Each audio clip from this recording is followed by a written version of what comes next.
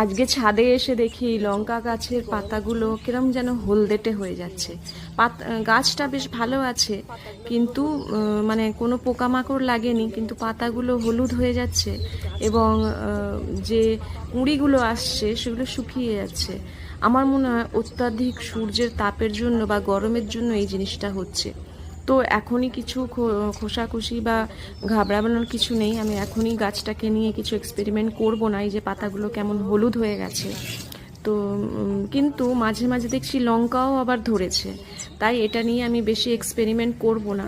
কিছুদিন এটাকে এমনি থেতে হতে দিই, কারণ এখন বর্ষা শুরু হয়ে গেছে। আশা করছি বর্ষার জল পেয়ে গাছটা আবার সতেজ সবুজ হবে। আর এই দেখো কুমড়ো পাতাগুলো কত বড় বড়, কত সুন্দর হয়েছে।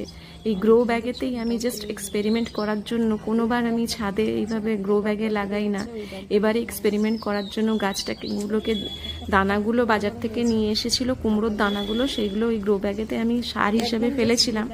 তো অনেক চারা বেরিয়েছিল, তার মধ্যে থেকে এই চারা